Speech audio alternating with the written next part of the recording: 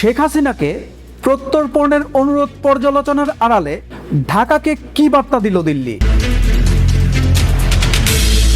বাংলাদেশের সাবেক প্রধানমন্ত্রী শেখ হাসিনাকে প্রত্যর্পণের বিষয়ে ঢাকার করা অনুরোধ পর্যালোচনা করে দেখা হচ্ছে বলে জানিয়েছে ভারত। বুধবার দেশটির পররাষ্ট্র মন্ত্রণালয়ের মুখপাত্র রণধীর জয়সওয়াল এক সংবাদ বিজ্ঞপ্তিতে একথা জানিয়েছেন। ব্রিটিশ বার্তা সংস্থা রয়টার্সের এক প্রতিবেদনে এ তথ্য জানানো হয়। এতে বলা হয়েছে, আন্তর্জাতিক অপরাধ ট্রাইব্যুনালে মৃত্যুদণ্ডপ্রাপ্ত বাংলাদেশের সাবেক প্রধানমন্ত্রী শেখ হাসিনাকে প্রত্যর্পণের চিঠি পাওয়ার কথা স্বীকার করেছে ভারত। জয়সওয়াল বলেছেন, সাবেক প্রধানমন্ত্রী শেখ হাসিনাকে প্রত্যর্পণের জন্য বাংলাদেশের পক্ষ থেকে একটি নতুন করে অনুরোধ এসেছে।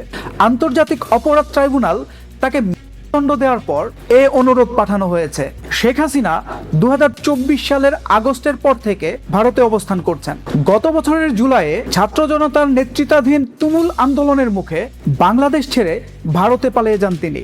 তখন থেকেই দেশটির অজ্ঞাত স্থানে অবস্থান করা সাবেক এই প্রধানমন্ত্রীকে 2 দফায় ফেরত চেয়ে চিঠি দিয়েছে বাংলাদেশ। তবে এবারই প্রথমবারের মতো আনুষ্ঠানিকভাবে চিঠি পাওয়ার কথা স্বীকার করেছে দিল্লি। সংবাদ ব্রিফিংয়ে রণধীর জয়সওয়াল বলেছেন, হ্যাঁ, আমরা একটি অনুরোধ পেয়েছি।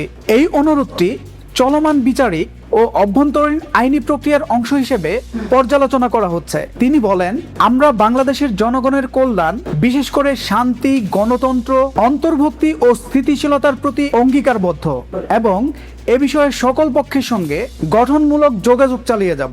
গত বছরের জুলাইয়ে ছাত্র আন্দোলনকারীদের হত্যার অভিযোগে শেখ হাসিনার মৃত্যুদণ্ড ঘোষণার পর চলতি মাসে তাকে ফেরত চেয়ে চিঠি পাঠিয়েছিল বাংলাদেশ। এর আগে গত বছরের ডিসেম্বরে দিল্লির কাছে প্রথমবারের মতো একই ধরনের চিঠি দেওয়া হয়েছিল। শেখ হাসিনাকে ফেরত চেয়ে বাংলাদেশের পাঠানো চিঠি চলমান বিচারিক ও আইনি প্রক্রিয়ার অংশ হিসেবে ভারতে পর্যালোচনা করা হচ্ছে বলে জানিয়েছেন জয়সওয়াল।